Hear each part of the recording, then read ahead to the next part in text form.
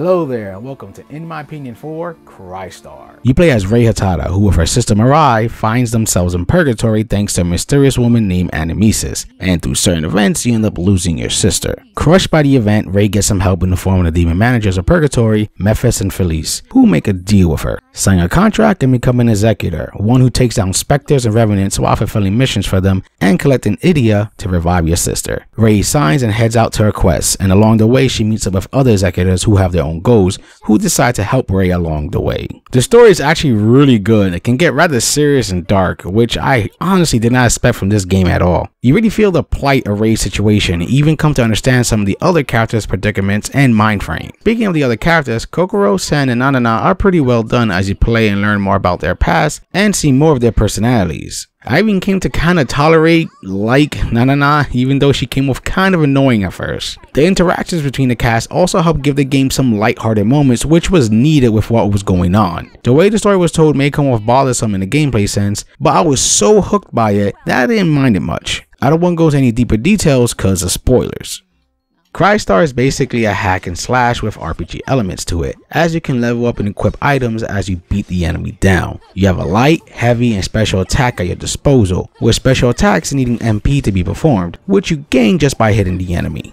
There are 4 specials you can equip at a time, and you can earn more as you level up. You can string your light and heavy attacks to pull off combos, some resulting in launching your enemy, in which you can jump and continue your attack. At a certain point in the game, you will have 4 characters you'll be able to switch to on the fly, each with their own stats and ways of attacking, like Nanana's projectiles and Kokoro's fist. There are also guardians that characters can summon to perform more damage and even a big special move. To summon these, all you need to do is fill up your giant tear meter, represented by that giant teardrop you see on the lower left hand corner, which can be done by hitting enemies, and you can also cry to fill it up, which in turn wastes MP. The guardians can also pop up randomly for a quick second to perform a counterattack if you're hit. There is also a combo counter in the lower right corner, and once you reach a certain amount, it starts increasing how much tears you earn to help fill up your tear meter faster. You're also able to dash around during combat, which helps with keeping that combo meter from resetting back to 0. Oddly, there is no block button, but the dash and lock-on system work fine enough at keeping you safe.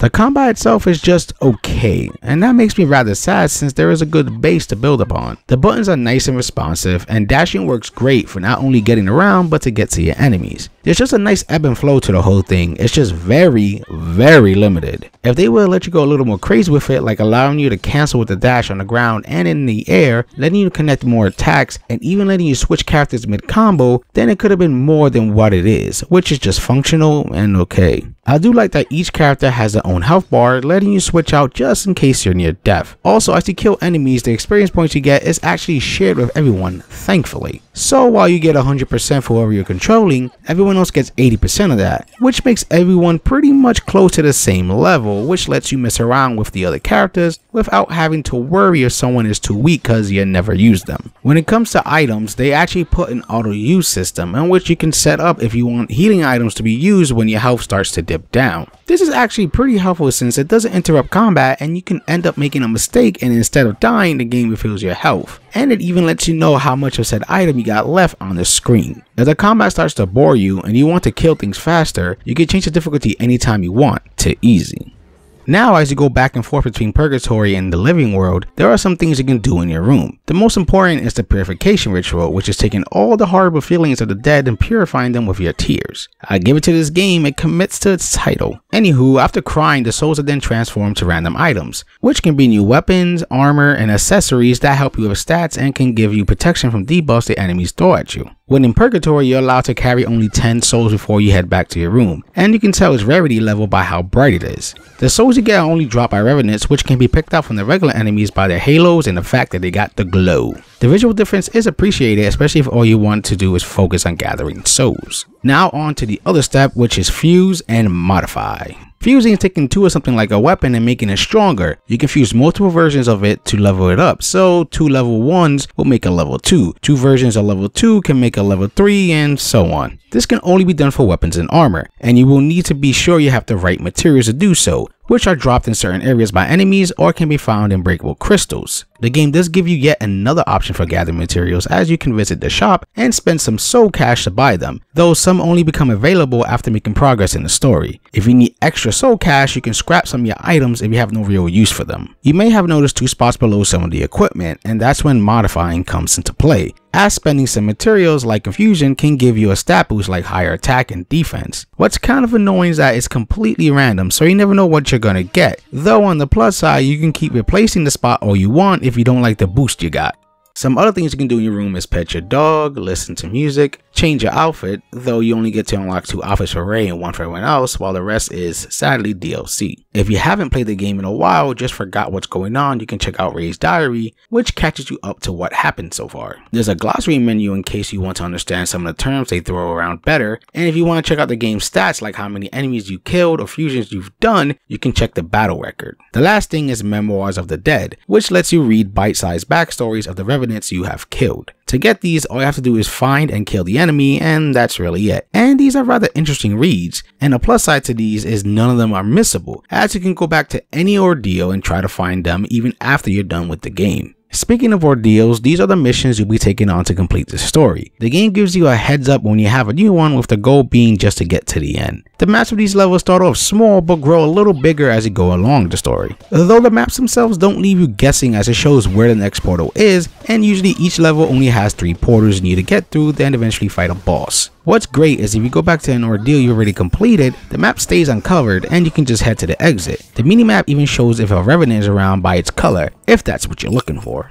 If you're just rushing through to see the story and don't want to check the rest of the map, you don't have to, as the game doesn't really force you to fight every enemy you run into, and you can just go right past them, and since the character speed is pretty damn fast and you have a dash as well, you'll be able to get around quickly. There are optional ordeals that pop up which are just shorter levels if you want to do them, and way later in the game you have character specific ones, helping develop them more, though you only get 1 each. Each ordeal also shows the type of material you can get in its description after completing them, if you don't want to use the shop. I actually think this game looks good. It has a bright and colorful anime aesthetic to it, and the levels look different from one another, with only 2 looking somewhat similar, just with different lighting. While the game wasn't pushing horsepower, it more than made up for it with its art. Cutscenes themselves are done with 2D stills, while 3D models are standing in the background, and both look great. I'm especially a fan of the 2D art, as it has a certain style to it that's appealing. Same goes for the flashback cutscenes, which is also done with its own creative art style. The character designs are nicely done and unique to each character, though the same can't be said for the enemies you'll be facing, as they reuse basically all 8 models over and over again,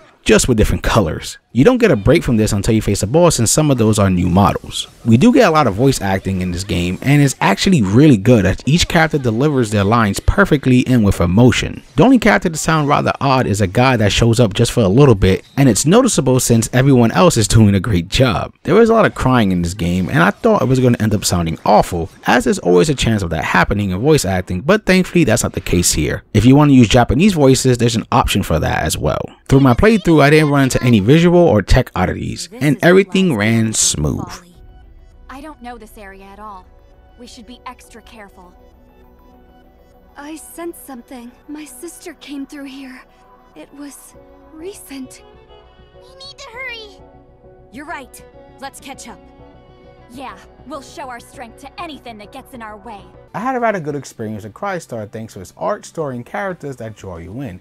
It just sucks the combat is so basic and could have been much more, which would have made this a great game instead of just a good one. The game took me about 30 hours to beat, and that was me trying to clear the whole map because, you know, gamer habits. Replay value comes in the form of collecting the rest of the Memoirs of the Dead, and there's even a boss rush mode that can level up your characters pretty damn fast. If you're not interested in any of this, there's not much else. If the combat situation doesn't bug you that much and you're looking for an interesting story, then I highly recommend Crystar, and who knows, maybe you'll shed a tear.